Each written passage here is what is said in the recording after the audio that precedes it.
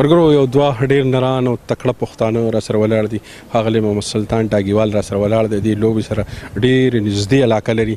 هغه سره به د دې لوبې په حواله باندې خبرې اترې کوو. سلطان ماما ستړي مه شئ. خوارمشي السلام علیکم.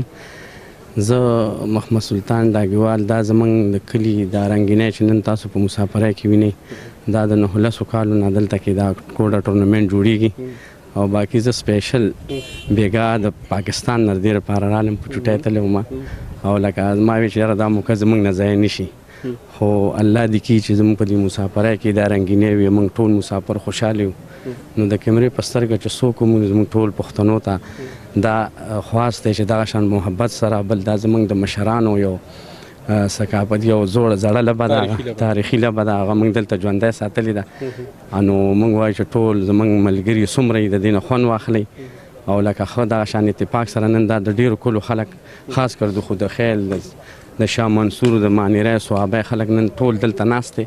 نو تاسو وینئ چې څومره په اتفاق سره په خوشحالۍ سره راجمع دي.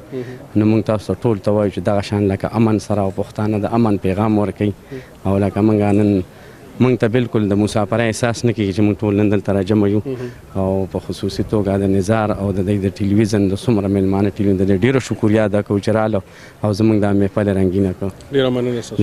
السلام علیکم. یو بل ډېر تکړه مشر را سره ولاړ دی. د هغه نه پوښتو د دې لوبې په حواله به راته څه وایي؟ دا لوبه خو ډېره زموږ تاریخي لوبه ده او خو دا ډېره تاریخي لوبه ده، خو دا ده چې دا ستاسو په دې وجه باندې دنیا ته ښکاره شوه او موږ ستاسو ډېر شکرګزار یو د خیبر ټي وي چې دا دنیا ته ښکاره کړله او لکه مطلب دا دی په دې خوشو ځنګلو کې او په دې پردي ملک کې لکه که نه په دې وجه باندې دا د ټولې دنیا ته ښکاره شوله. ډېره مننه ستاسو.